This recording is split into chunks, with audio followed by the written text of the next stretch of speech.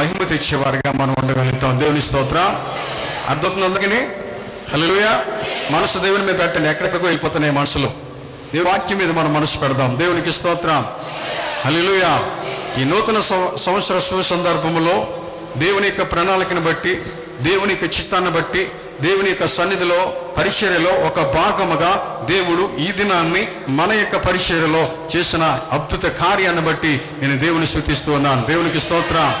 హల్లెలూయా. అనేక మంది ప్రజలకు దేవుని వాక్యాన్ని ఈ విధముగా ప్రకటించే గొప్ప ధన్యత అయోగ్యనైన నాకు దేవుడు ఇచ్చిన ఈ స్థితిని బట్టి నా దేవాది దేవునికి నా హృదయపూర్వకంగా నా శిరస్సు వంచి నేను దేవునికి వందనాలు చెల్లిస్తున్నాను. హల్లెలూయా, హల్లెలూయా, హల్లెలూయా. కనుక దేవుని సన్నిధిలో ఒక్క చరణం నాకు పాడాలని ఉంది. ఏ యోగ్యత లేని నన్ను ప్రేమించి నన్ను రక్షించావు. దేవునికి స్తోత్రం. హల్లెలూయా. చేసిన దేవుడు ఈ ఉదయకాల సమయంలో సిద్ధపరిచాడు. దేవునికి స్తోత్రం. హల్లెలూయా, హల్లెలూయా. దేవుని సన్నిధిలో నేను ఉదయకాలమే ప్రార్థన చేసుకుని దేవుని వాక్యాన్ని ధ్యానిస్తున్న సమయంలో, ప్రభువా, ఈ దినము నూతన సంవత్సరము దినము, నూతన సంవత్సరంలో మొట్టమొదటి పరిశుద్ధ ఆదివారము దేవుని యొక్క సన్నిధికి అనేక మంది దేవుని బిడ్డలు ఎంతో ఆశతో దేవుని వాక్యం వినాలని, దేవుని వాక్యాన్ని ద్వారా ఆశీర్వాదింపబడాలని నీ సన్నిధికి వచ్చిన నీ ప్రియ బిడ్డలతో నాతో నీవు మాట్లాడు ప్రభువా. హల్లెలూయా, హల్లెలూయా, హల్లెలూయా అని దేవుని సన్నిధిలో కన్నీటితో దేవుని సన్నిధిలో నేను ప్రార్థన చేసి ప్రభువుని అడిగినప్పుడు, నూతన సంవత్సరంలో మన జీవితాలను ఏ విధంగా సిద్ధపరచుకోవాలి, నూతన సంవత్సరంలో మనం ఏ విధంగా మంచి నిర్ణయాలు మన దేవుని ఎదుట మనం తీసుకోవాలి, ఆ నిర్ణయాలు తీసుకున్న మనము ఏ విధంగా దానిని అమల్లోనికి తీసుకురావాలనే విషయాలని ఈ ఉదయకాల సమయంలో దేవుడు మనతో, నీతో, నాతో, మనందరితో మాట్లాడబోతున్నాడు. దేవునికి స్తోత్రం. ప్రియ దేవుని బిడ్డలారా, దేవుని వాక్యం వింటున్న ప్రియ దేవుని సంగమా, ప్రియ దేవుని బిడ్డలారా, వాక్యాన్ని హృదయపూర్వకంగా వినవలసిందిగా నేను దేవుని యొక్క సేవకుడిగా నేను చెప్తున్నాను.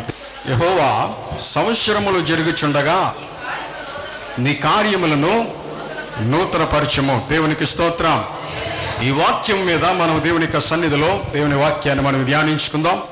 ఇక్కడ ప్రవక్త రాస్తున్న మాట, ప్రవక్తల్లో చాలా మంది ప్రవక్తలు పాత నిబంధన కాలంలో ప్రవచించేవారు. ఆయా పరిస్థితులను బట్టి దేవుడు ఏర్పాటు చేసుకున్న ప్రవక్తలు తమ జీవిత కాలాన్ని బట్టి వారు పరిచర్యలో దేవుని యొక్క పిలుపుని మేరకు, దేవుని యొక్క దర్శనం మేరకు దేవుడు ఇచ్చిన ఆ పరిచర్యను నమ్మకముగా కొనసాగిస్తూ దేవుని యొక్క ప్రజల నిమిత్తమై దేవుడు ఏ మాటనైతే తన ప్రజలకు చెప్పమని బోధించేవారో, ఏ మాటనైతే దేవుని యొక్క బిడ్డలకు మరి చెప్పమని ప్రకటించేవారో ఆ మాటను ప్రవక్తలు దేవుని ప్రజలకు అందించేవారు. దేవునికి స్తోత్రం. వారి జీవితకాల పరిమాణాన్ని బట్టి బైబిల్ గ్రంథంలో ప్రవక్తలను 2 భాగాలుగా విభజించడం జరిగింది. మొట్టమొదటిగా ప్రవక్తలు, పెద్ద ప్రవక్తలు, రెండవదిగా చిన్న ప్రవక్తలు. అంటే వారి పరిచర్యలు చేసిన కార్యాలను బట్టి వారిని పెద్ద చిన్న అని విభజించలేదు, కానీ వారు తమ దేవుడు వారికి ఇచ్చిన జీవిత పరిమాణాన్ని బట్టి, వారి జీవిత కాలంలో చేసిన పరిచర్యను బట్టి వారిని 2 విభాగాలుగా డివైడ్ చేయడం జరిగింది. దేవునికి స్తోత్రం. హల్లెలూయా. ఈరోజు మనం నేర్చుకున్నట్టున్న అంశాన్ని ఉద్దేశించి ఈ అంశాన్ని రాస్తున్న ప్రవక్త పేరు హబక్కు. దేవునికి స్తోత్రం. హల్లెలూయా, హల్లెలూయా. హబక్కు అనే మాటకు డెఫినేషను, అనగా హబక్కు అనే మాటకు అర్థం ఏంటో తెలుసా? దేవునికే హత్తుకొనినవాడు. దేవునికే హత్తుకొనినవాడు. దేవుని యొక్క కౌగిటిలో ప్రవక్త హత్తుకునేవాడని అర్థము. దేవునికి స్తోత్రం. హల్లెలూయా. యోధరాజ రంగంలో బబులోను చెరకు వెళ్ళడానికి ముందు దేవుడు అనేక మంది ప్రవక్తలను పంపి దేవుని యొక్క ప్రజలకు సువార్తను ప్రకటింపజేశారు. అందులో కొంతమంది చాలా కాలము, అంటే ఎక్కువ కాలము పరిచర్య చేశారు. దేవునికి స్తోత్రం. హల్లెలూయా. ఇప్పుడు నేను చెప్పాను కదా, ఎక్కువ కాలం పరిచర్య చేసేవారిని పెద్ద ప్రవక్తలుగా విభజించడం జరిగింది. తక్కువ కాలం పరిచర్య చేసిన వారిని చిన్న ప్రవక్తలుగా విభజించడం జరిగింది. దేవునికి స్తోత్రం. హల్లెలూయా. ఎందుకంటే మానవుని యొక్క దినాలు దేవుని చేతిలో ఉన్నాయి, మానవుని యొక్క ఆయుష్ దేవుని చేతిలో ఉన్నది. కాబట్టి మానవునికి దేవుడు ఇచ్చిన ఆ యొక్క జీవిత కాల పరిమితిని బట్టి ప్రవక్తలు ఆ యొక్క దేవుని యొక్క ధర్మశాస్త్ర కాలంలో ప్రవక్తలు దేవుని ఎదుట దేవుని యొక్క ప్రజలను ఉద్దేశించి ప్రవచన సంబంధమైన ఉపదేశాన్ని దేవుని ప్రజలకు అందించేవారు. దేవునికి స్తోత్రం, హల్లెలూయా. అయితే ఈ యొక్క హబక్కూను గూర్చి కొద్ది విషయాలు నేను ఎక్స్ప్లెయిన్ చేయాలని నేను కోరుతున్నాను. మానవ ప్రభుత్వంలో దేవుని ప్రభుత్వం ఎలాగైతే మనం చూస్తూ ఉంటున్నామో అలాగనే వ్యక్తిగత జీవితం పట్ల దేవుడు ఏ విధంగా వ్యవహరిస్తాడో ఈ గ్రంథంలో ప్రవక్త చాలా స్పష్టంగా వివరించడం జరిగింది. ఒక చాప్టర్ను మనం చదివినప్పుడు ఆ యొక్క చాప్టర్ ఎవరికి రాయబడింది, ఆ చాప్టర్ యొక్క ముఖ్య ఉద్దేశం ఏంటి, ఆ చాప్టర్ ఎవరు రాశారు, ఏ పరిస్థితుల్లో రాశారు, ఎందుకు రాశారు అనే విషయాన్ని, సత్యాన్ని బైబిల్ గ్రంథంలో నుంచి మనం నేర్చుకోవాలి. దేవునికి స్తోత్రం. ఈ రోజు మనం బైబిల్ చదువుతాం కానీ పైన బైబిల్ చదివితే బైబిల్ యొక్క లోతు మనకు తెలియదు. కాబట్టి బైబిల్ గ్రంథాన్ని మనం క్షుణ్ణంగా పరిశీలన చేసి అవసరమైతే దాని తాలూకా డీటెయిల్స్ అన్ని కూడా మనం సేకరించి దేవుని వాక్యాన్ని మనం నేర్చుకున్నట్లయితే ఆ వాక్యములో ఉంటున్న ఆ యొక్క విలువను, ఆ వాక్యములో ఉంటున్న ఆ సత్యాన్ని మనము గమనించగలం, ఆ వాక్యాన్ని మనము నేర్చుకొనగలం. దేవునికి స్తోత్రం, హల్లెలూయా. అయితే ఈ గ్రంథంలో ఈ యొక్క చాప్టర్లో లేక ఈ యొక్క గ్రంథంలో ప్రవక్త చాలా స్పష్టంగా వివరించాడు. హబక్కు అనే మాట 2 పదాల కలియొక. దేవునికి స్తోత్రం. హబక్ ప్లస్ అక్కు. హబక్ అనగా పోరాడువాడు, హబక్ అనగా పోరాడువాడు, అకుక్ అనగా హత్తుకుపోయేవాడు. ఈ మాటలు హీబ్రూ పదమునికి సంబంధించినది. దేవునికి స్తోత్రం, హల్లెలూయా, హల్లెలూయా. దేవునిచ్చే హత్తుకునేవాడు అంటే దేవుని యొక్క కౌగిటిలో ప్రవక్త ఇమిడిపోయేవాడు, అంటే దేవుని చిత్తాన్ని ఉన్నట్లుగా బోధించే ప్రవక్త. దేవునికి స్తోత్రం. ఈనాటి కాలంలో ప్రవక్తలని బరోవారు భూమి మీద ఎంతో మంది వస్తున్నారు.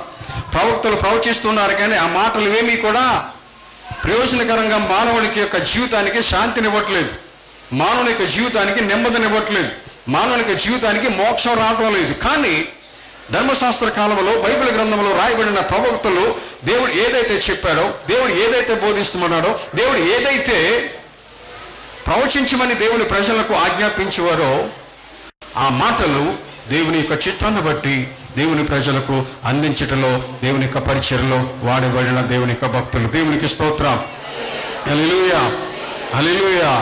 అయితే దేవుని బిడ్డలారా, మరి ఆ యొక్క సమయంలో హబక్కు సమాజంలో జరుగుతున్న పరిస్థితులు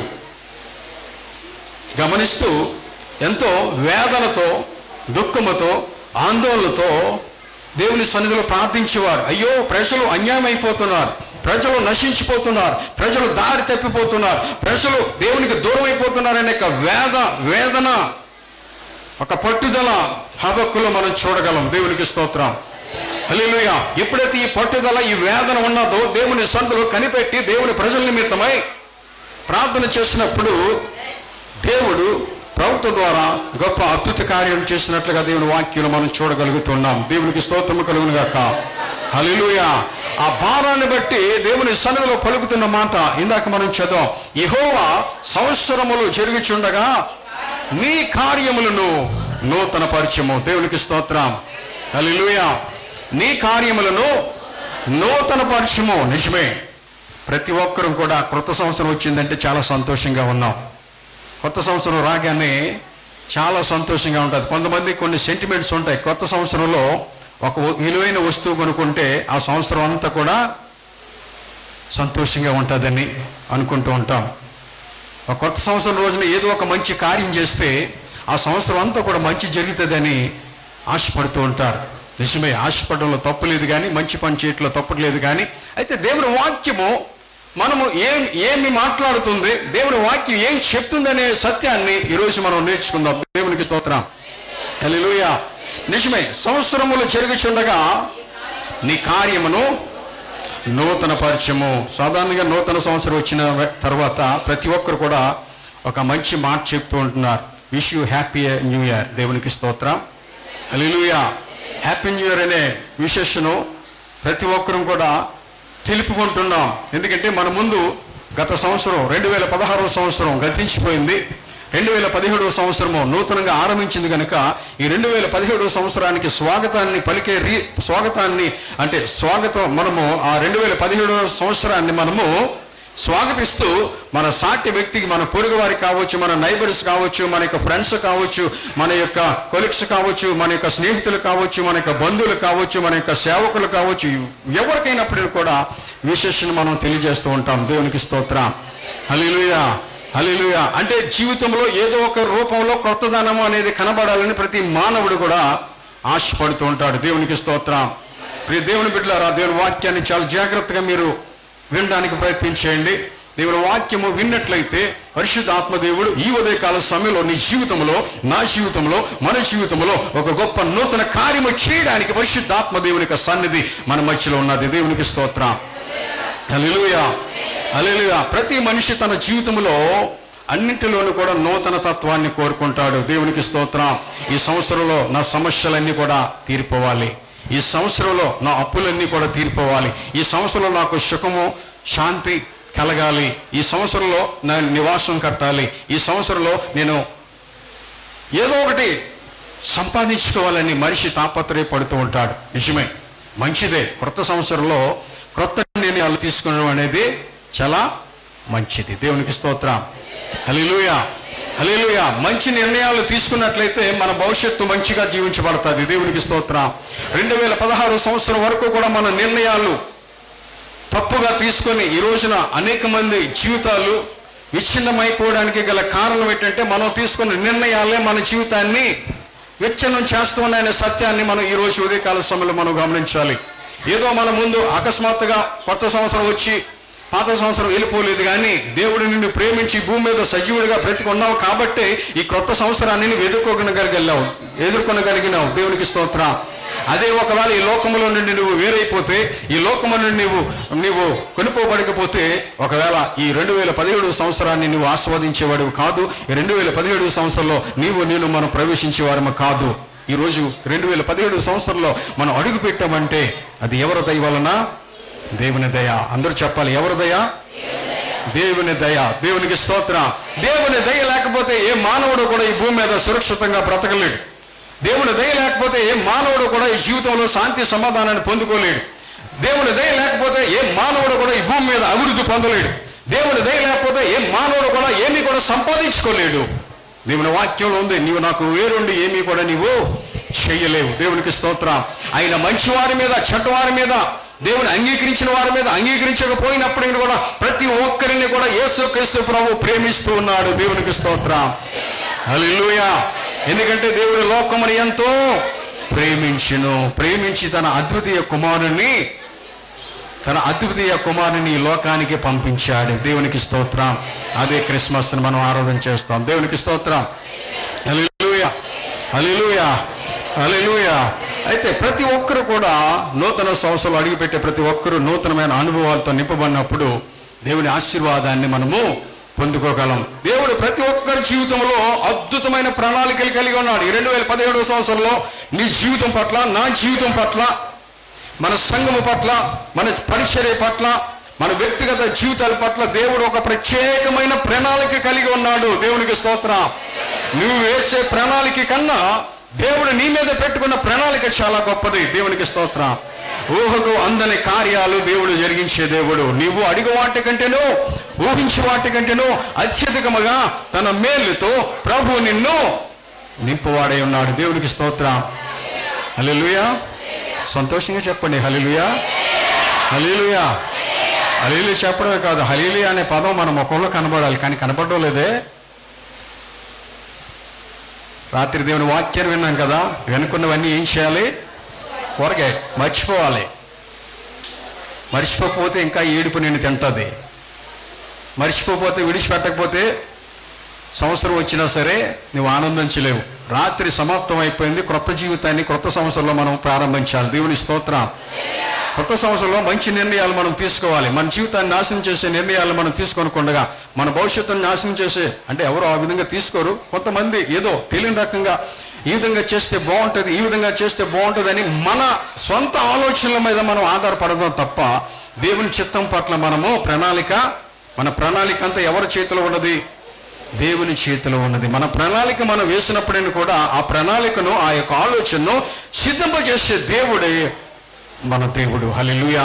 నీ కోరికను సిద్ధింపజేసి నీ ఆలోచన, దేవుని స్తోత్రం, 2017వ సంవత్సరంలో నీవు ఏ ఆలోచన అయితే ఉందో నాకు తెలియదు, ఏ ప్రణాళిక అయితే నీ జీవితంలో ఉన్నదో నాకు తెలియదు, కానీ దేవునికి తెలుసు. దేవునికి స్తోత్రం. హల్లెలూయా. నీ కోరికను సిద్ధింపచేసి నీ ఆలోచన యావత్తును సఫలము చేయబడాలంటే నువ్వు దేవుని మాటను వినాలి. హల్లెలూయా. దేవుని మాటను వినాలి. అజ్ఞానంగా, అనాలోచనగా దేవుని వాక్యం వింటే వాక్యం నీ ఎదుటి నుంచి దాటి మరో వ్యక్తులకు వెళ్ళిపోతుంది. కాబట్టి వాక్యం నీ దగ్గరకు వచ్చినప్పుడు దాన్ని రిసీవ్ చేసుకోవాలి. నీ హృదయంలోనికి దేవుని వాక్యాన్ని విత్తాలి. విత్తినప్పుడు ఆ వాక్యము నీలో మొలకెత్తుతుంది. మొలకెత్తకుండా ఫలించదు. ఫలించడం అంటే ఇది ఆఖరి స్టేజ్. ఫలించడమే. అర్థమవుతుందమ్మా? ఎందుకమ్మా మీరు అలాగా సీరియస్గా ఉన్నారు? అందరికీ వర్తిస్తుంది. సీరియస్గా ఉండే టైం కాదు ఇది. దేవుని సన్నిధిలో ఉత్సాహంగా, ఉల్లాసంగా దేవుని సన్నిధిలో దేవుని వాక్యాన్ని వినాలి. మీరు ఇంకా పాతి విడిచిపెట్టలేదో, పాతి మర్చిపోలేదు, అందుకే ఏడుస్తున్నారు. యేసయ్యా సంవత్సరం అయితే వచ్చింది కానీ నాకు ఇంకా అదే కావాలి. దరిద్రాన్ని కోరుకోవాలా, మంచిని కోరుకోవాలా? మంచిని కోరుకుంటే మన మనసులో మంచి జరగాలంటే మనం మంచిగా ఆలోచించాలి. దేవుని స్తోత్రం. హల్లెలూయా, హల్లెలూయా, హల్లెలూయా. కాబట్టి నీ కోరికని సిద్ధంపచేసి నీ ఆలోచన, దేవుని స్తోత్రం, నీ ఆలోచన సరైన ఆలోచన సరైన జీవితానికి మాదిరి చూపిస్తుంది. దేవునికి స్తోత్రం. హల్లెలూయా. ఒక క్యాప్సూల్ ఉంది, ఐడియా తమ జీవితాన్ని మారుస్తుంది. ఎంతమందిని మారుస్తుందో నాకు తెలియదు, కానీ నిజంగా దేవుని వాక్యము అనేక మంది జీవితాలను ప్రభావితం చేస్తూ ఉన్నది. దేవునికి స్తోత్రం. దేవుని వాక్యము విని అనేక మంది మారుమనసు పొందుతున్నారు. దేవుని వాక్యం విని అనేక మంది రక్షణ పొందుతున్నారు. దేవుని వాక్యాన్ని విని అనేక మంది కుటుంబాలు కట్టబడుతున్నాయి. దేవుని వాక్యం ద్వారా అనేక మంది జీవితాలు దీవించబడుతున్నాయంటే దానికి గల కారణము దేవుని మాట. దేవునికి స్తోత్రం. కాబట్టి నీ కోరిక, నా కోరిక, మన కోరిక సిద్ధంప చేయాలంటే దేవుని వాక్యాన్ని మనము హృదయంలోకి తీసుకోవాలి. దేవునికి స్తోత్రం. హల్లెలూయా. దేవుడు ప్రతి ఒక్కరి జీవితంలో అద్భుతమైన ప్రణాళికలు కలిగి ఉన్నాడు. అవి ఎప్పుడు కూడా శ్రేష్టమైనవే. మన కోసం మనకున్న తలంపుల కంటే దేవుడు మన పట్ల కలిగి ఉన్న తలంపులు బహు విస్తారమైనది. ప్రభా ఈ సంవత్సరం నాకు బైక్ ఇస్తే చాలు తండ్రి అని అనుకుంటాం. ఉదాహరణ చెప్తున్నాను. నిజంగా బైక్ లేని వారు ప్రార్థన చేయండి, దేవుడు ఇస్తాడు. దేవునికి స్తోత్రం. హల్లెలూయా, హల్లెలూయా, హల్లెలూయా. మనం ప్రార్థన చేయాలి. అబ్బాయి నాకెందుకు బైక్ 2016లో ఎలాగలేదు, 2017లో కూడా మనకి అవసరం లేదని అనుకుంటే కాదు. నేను ఉదాహరణ చెప్తున్నాను, ఎగ్జాంపుల్ చెప్తున్నాను. ఇలాగ మన జీవితంలో, ఈ లోకంలో మనకి ఎన్నో అవసరాలు ఉంటాయి, ఎన్నో పరిస్థితులు ఉంటాయి. అవన్నీ కూడా దేవునికి మనము తెలియచేయాలి. తెలియచేయకపోతే దేవునికి తెలుసు, కానీ మనం దేవుని ఎదుట చెప్పాలి. దేవునికి స్తోత్రం. హల్లెలూయా, హల్లెలూయా. దేవుడు మన పట్ల కలిగి ఉన్న తలంపులు నిత్యమైనవి, సత్యమైనవి, ఆశీర్వాదకరమైనవి. దేవునికి స్తోత్రం. హల్లెలూయా, హల్లెలూయా. అయితే నిత్యమైన ఆశీర్వాదాలు మన జీవితంలో కలిగి ఉండాలంటే నెంబర్ 1 ఒక పాయింట్ నేను చెప్తున్నాను. నూతనమైన మనస్సు ప్రతి ఒక్కరు కూడా కలిగి ఉండాలి. దేవునికి స్తోత్రం. హల్లెలూయా. ఏ మనస్సు? నూతనమైన మనస్సు. కొత్త సంవత్సరం రాగానే సాధారణంగా మనం మంచి నిర్ణయాలు తీసుకుంటాం. నిర్ణయాలు తీసుకోవడంలో తప్పు లేదు, కానీ తీసుకున్న నిర్ణయాన్ని మాత్రం మనం అవలంబించడంలో మనం ప్రయాసపడాలి. దేవునికి స్తోత్రం. దేవుని వాక్యం చెప్తుంది, నీవు ఆశీర్వదింపబడాలంటే, ఈ 2017వ సంవత్సరంలో నీ కోరిక సిద్ధింపబడాలంటే, ఈ 2017వ సంవత్సరంలో నీవు సంపూర్ణంగా దైవ దీవెన పొంది అభివృద్ధి పొందుకొని అనేకులకు దీవెనకరంగా ఉండాలంటే మొట్టమొదటిగా నీ మనసు నూతన పరచబడాలి. హల్లెలూయా. నీ మనసు ఎప్పుడైతే నూతన పరచబడుతుందో దేవునికి ప్రణాళిక నీ జీవితంలో ప్రారంభించడం జరుగుతుంది. దేవునికి స్తోత్రం. నీ మనసు రూపాంతరము చెందకుండా, నీ మనసు మారకుండా, నీ అభిప్రాయాలు మారకుండా ఉన్నట్లయితే ఎట్టి పరిస్థితుల్లో కూడా దేవుని చిత్తాన్ని నువ్వు కనుగొనలేవు, దేవుని చిత్తాన్ని నువ్వు అనుసరించలేవు, ఎట్టి పరిస్థితుల్లో కూడా దేవుని యొక్క ఆనందాన్ని నీవు అనుభవించలేవు. కాబట్టి మొట్టమొదటిగా మనము మన యొక్క మనస్సు నూతన పరచబడాలి. దేవునికి స్తోత్రం. హల్లెలూయా, హల్లెలూయా. 2016 సంవత్సరం వెళ్ళిపోయి మరలా 2017 సంవత్సరం ఏ విధంగా వచ్చిందో, కొత్తగా వచ్చిందో, మన జీవితంలో ఉంటున్న మన మనస్సు కూడా నూతన పరచబడాలి. దేవునికి స్తోత్రం. బైబిల్ గ్రంథంలో ఒక వ్యక్తి ఈ విధంగా ప్రార్థన చేస్తున్నాడు. కీర్తన గ్రంథం 51వ కీర్తన 10వ వచనంలో చూసినట్లయితే అక్కడ భక్తుడు దావీదు దేవుని సన్నిధిలో కనబడుతూ ఉన్నాడు. దేవునికి స్తోత్రం. కమాన్, దేవునికి వాక్యాన్ని చూద్దాం. కీర్తన గ్రంథము 51వ కీర్తన 10వ వచనం. దేవా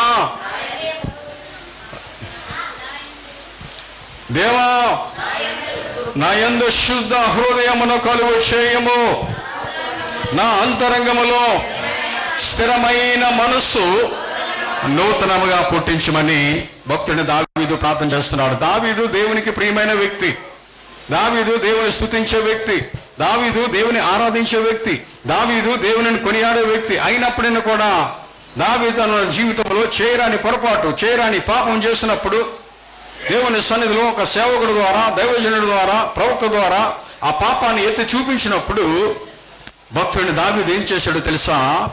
పశ్చాత్తాపం పొందాడు. ఆ మాటలు విని కన్నీటితో ప్రార్థన చేస్తాడు. దేవా ఏమనంటే, దేవా నా యందు శుద్ధ హృదయమును కలుగు చేయము. దేవునికి స్తోత్రం. శుద్ధ హృదయము అనగా మంచి హృదయము. దేవుని వాక్యం సెలవిస్తుంది, హృదయము అన్నిటికంటే మోసకరమైనది. కాలాన్ని బట్టి, పరిస్థితులు బట్టి హృదయం మారిపోతూ ఉంటుంది. మారిపోకుండా నీ హృదయంలో స్థిరత్వం కలిగి ఉండాలంటే, నీ హృదయము మంచి మనస్సాక్షి కలిగి ఉండాలంటే దేవుని యొక్క సన్నిధిలో నీకు కావాలి నూతన మనస్సు. దేవునికి స్తోత్రం. హల్లెలూయా, హల్లెలూయా. నూతన మనస్సు నీకు ఉన్నట్లయితే ఈ కొత్త సంవత్సరంలో నూతన ఆశీర్వాదాలని దేవుడు నీకు అనుగ్రహించబోతున్నాడు. దేవునికి స్తోత్రం. హల్లెలూయా, హల్లెలూయా. అందుకని భక్తుడు దావీదు తను చేసిన పొరపాటును బట్టి, తను చేసిన పాపాన్ని బట్టి, తను చేసిన అతిక్రమాన్ని బట్టి దేవుని యొక్క సన్నిధిలో పశ్చాత్తాపం కలిగిన మనసుతో దేవుని సన్నిధిలో ప్రార్థిస్తున్నాడు. ఏమనంటే, నా అంతరంగములో స్థిరమైన మనస్సు. దేవునికి స్తోత్రం. స్థిరమైన మనస్సు కావాలి, అస్థిరత కూడిన మనస్సు కాదు. ఈ రోజున చాలా మంది, కొంతమందికి స్థిరమైన మనస్సు ఉండదు. గడికో నిర్ణయాన్ని తీసుకుంటాం, గడికో ఆలోచన మనం తీసుకుంటాం. అది మన జీవితంలో ఎట్టి పరిస్థితుల్లో కూడా ప్రయోజనకరంగా మన జీవితాన్ని మార్చలేదు. ఎప్పుడైతే నువ్వు దేవుని దగ్గర నీ జీవితాన్ని సమర్పించుకుంటావో, అంటే దేవునికి అప్పగించుకుంటావో, ప్రతి మానవుడు కూడా దేవునికి అప్పగించుకోవాలి, ప్రతి మానవుడు కూడా దేవునికి సమర్పించుకోవాలి. సమర్పించడం అంటే దేవునికి ఇవ్వడం అనే అర్థం. దేవునికి స్తోత్రం. అంటే సేవకులే గోత్రం సమర్పించుకుంటారు, మనం ఎలాగైనా పర్వాలేదు అనగా సమర్పణ అనేది, అనగా సమర్పణ అనే మాటకు అర్థం ఏంటంటే దేవునికి చెల్లించుట, దేవునికి ఇచ్చుట. దేవునికి స్తోత్రం. ఏమైతే ఇస్తున్నామో దాన్ని దేవునికి సమర్పించుట. ఇక్కడ దావీదు భక్తుడు ప్రార్థన చేస్తున్నాడు. ఏమనంటే, నా అంతరంగములో స్థిరమైన మనస్సు నూతనంగా పుట్టించుము. పాత పడిపోయింది నా మనస్సు, పాత పడిపోయింది నా స్వభావం, పాత పడిపోయింది నా యొక్క ఆలోచన, పాత పడిపోయింది నా యొక్క బుద్ధి. కనుక దేవా నాలో ఒక స్థిరమైన మనస్సు నూతనముగా పుట్టించుము. దేవునికి స్తోత్రం కలుగును గాక. ప్రియ దేవుని బిడ్డలారా, ఈ వాక్యం వింటున్న ప్రియ దేవుని సంగమా, నీ మనసు మారకపోతే, నీ స్వభావం మారకపోతే, నీ ఆలోచన మారకపోతే, నీ బుద్ధి మారకపోతే, నువ్వు ఎన్ని సంవత్సరాలు ఈ భూమి మీద బ్రతికినా సరే దేవుని ఆశీర్వాదాన్ని మాత్రం నువ్వు ఎన్నటికీ నేను చూడలేవు. హల్లెలూయా, హల్లెలూయా. నీలో ఏం మారాలి? నీ మనస్సు మారాలి. ఒక పాట పాడుతుంటా కదా, మారాలి మారాలి నీ మనసు మారాలి. మారిన మనసు దేవునికి ఇస్తే, చెప్పండి, మారిన మనస్సు ఎవరికి ఇవ్వాలి? దేవునికి ఇవ్వాలి. దేవునికి స్తోత్రం. ఆ కింద లైన్లో పాట చరణం ఉంటాయి, మారామంటూ గొప్పలు చెప్పుతారు. తెలీదా పాట? మారామంటూ గొప్పలు చెప్పుకుంటారు. నేను మారు మనసు పొందని అంటారు, బయటికి వెళ్ళిన తర్వాత మళ్ళీ మామూలే. మరి ఈ దినాన్ని మరి వాక్య పరిచయం చేయడానికి ప్రసంగం ద్వారా మరి మేమెంతో సంతోషిస్తున్నాము. మరి దేవుని ఇచ్చిన భాగ్యమే, దేవుని ఇచ్చిన కృపని మేము ఎంతగానో తరలిస్తున్నాము. సిపిఎఫ్ మరి ప్రసంగాలు, మరి మా పాస్టర్ గారి యొక్క రెవరెండ్ జయరామ్ గారి యొక్క స్పీచ్లు అన్నీ వస్తాయి. ఫేస్బుక్ లో శ్రీ ఛానల్ వైజాగ్ అని టైప్ చేయండి, ఫ్రెండ్స్ రిక్వెస్ట్ పెట్టండి. అలాగే యూట్యూబ్ లో శ్రీ ఛానల్ లైవ్ వైజాగ్ అని కొట్టండి. అలాగే వెబ్సైట్ పేరు www.sreechannel.in లో మరి లాగిన్ అయితే కార్యక్రమాలు ఛానల్ ద్వారా కూడా మనం వీక్షించవచ్చు. మరి వీరందరి కోసం ప్రేయర్ చేయండి. మన కార్యక్రమాలు కూడా అంచెలంచెలుగా ఎదగాలని ప్రార్థన చేయాలని మరి చిన్న ప్రార్థన. స్తోత్రం తండ్రి. పరిశుద్ధుడా నీకు వందనాలు. స్తోత్రాలు స్తోత్రాలు స్తోత్రాలు స్తోత్రాలు తండ్రి. సర్వాధికారి మీకే స్తుతులు వందనాలు రాజా. నీకు వందనాలు తండ్రి. నాయన మీ నామలో ప్రార్థిస్తున్నాం తండ్రి. నూతన సంవత్సరంలో మొదటి దినం తండ్రి నాయన శ్రీ శ్రాణుల ద్వారా ప్రభా నీ వర్తమానాన్ని ప్రభా నీ దాసులు వివరించడానికి నాయన నీ వాక్యం బోధించడానికి తండ్రి నాయన మీరు ఇచ్చిన ధన్యత కొరకు వందనాలు తండ్రి. నీకు స్తోత్రాలు ప్రభా. యేసయ్యా నీకు వందనాలు. సర్వలోకానికి నాయన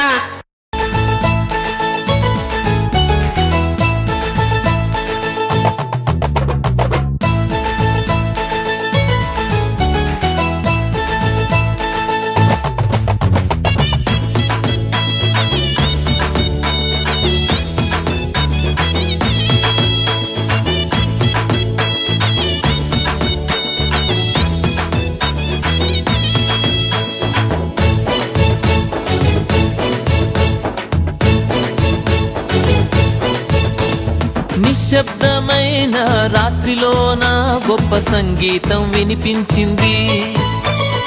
అందంగా ఉన్న నింగిలోన కొత్త నక్షత్రం కనిపించింది. యేసయ్య జన్మ చాటించింది. తానున్న చోటు చూపించింది. జనమా కూడి రండి, కన్నుల పండుగండి, రాజుకు పూజ చేయండి. జనమా కూడి రండి, కన్నుల పండుగండి, రాజుకు పూజ చేయండి. నిశ్శబ్దమైన రాత్రిలోన గొప్ప సంగీతం వినిపించింది.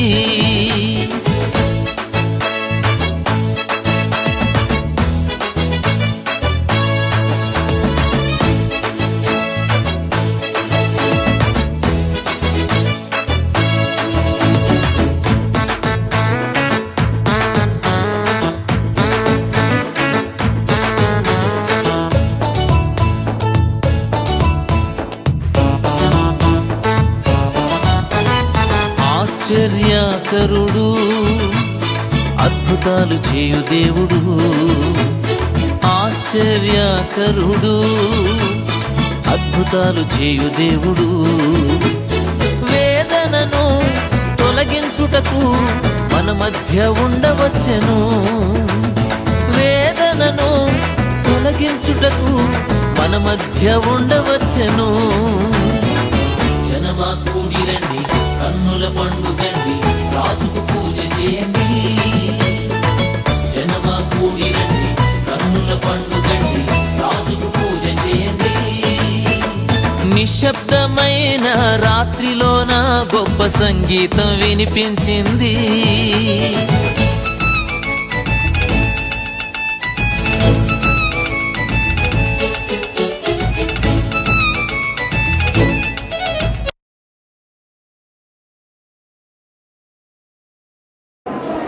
దేవుని పరిశుద్ధ నామానికి మహిమ కలుగును గాక. మరి ఇంతవరకు ఈ యొక్క శ్రీ ఛానల్ ద్వారా దేవుని యొక్క వాక్యాన్ని వినే అవకాశాన్ని కల్పించిన శ్రీ ఛానల్ యాజమాన్యానికి ఆ ప్రత్యేకమైన కృతజ్ఞతలు తెలియజేస్తూ హ్యాపీ న్యూ ఇయర్ తెలియజేస్తున్నాను. అలాగనే ఈ యొక్క మీడియా ద్వారా వాక్యాన్ని విన్న ప్రతి ఒక్కరికి కూడా నూతన సంవత్సర శుభాకాంక్షలు నేను తెలియజేస్తున్నాను. నా పేరు రెవరెండ్ పి జయానంద్. నేను గాజువాక అనగా విశాఖపట్నం గాజువాక మురుగడ హౌసింగ్ కాలనీ సిపిఎఫ్ మినిస్ట్రీస్ అనగా క్రైస్ట్ ప్రేయర్ ఫెలోషిప్ మినిస్ట్రీస్ దీని యొక్క వ్యవస్థాపకులు, దైవజనులు, అభిషేక్తులు, ఆత్మీయ తండ్రి గారైన శ్రీ పి ఆనందరావు గారు, అలాగే పి శాంతమ్మ గారు, వారికి దేవుడు ఇచ్చిన ప్రథమ కుమారునిగా మరి నేను నా చిన్న వయసులో దేవుని సేవకు సమర్పించుకొని దేవుని యొక్క పరిచర్య చేస్తూ నేటికి 18 సంవత్సరాలుగా దేవుని యొక్క సువార్త సేవలో దేవుని యొక్క పరిచర్యలో నేను ఉంటున్నాను. కనుక ఈ దినాన్ని దేవుని యొక్క వాక్యం విన్న మీరందరూ కూడా ఆత్మీయంగాను, శారీరకంగాను, మానసికంగాను కూడా ఒక మంచి బలమును పొందుకొని ప్రతి విషయంలో కూడా వర్ధిల్లి దైవాశీర్వాదాలతో పాటు ఈలోక సంబంధమైన ఆశీర్వాదాలను కూడా మీరు పొందుకోవాలని నా మనసారా హృదయపూర్వకంగా నేను తెలియజేస్తున్నాను. ఒకవేళ మీరు నాతో కాంటాక్ట్ అవ్వాలంటే నా నెంబరు 9849923354, అలాగే 9704333758.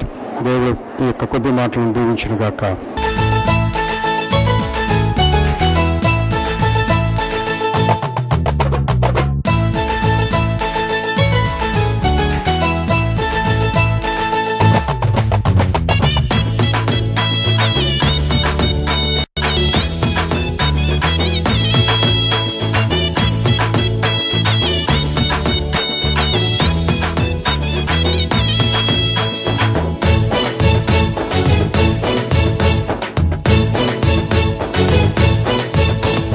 నిశ్శబ్దమైన రాత్రిలోన గొప్ప సంగీతం వినిపించింది. అందంగా ఉన్న నింగిలోన కొత్త నక్షత్రం కనిపించింది. యేసయ్య జన్మ చాటించింది, తానున్న చోటు చూపించింది. జనమా కూడి రండి, కన్నుల పండుగండి, రాజుకు పూజ చేయండి. జనమా కూడి రండి, కన్నుల పండుగండి, రాజుకు పూజ చేయండి.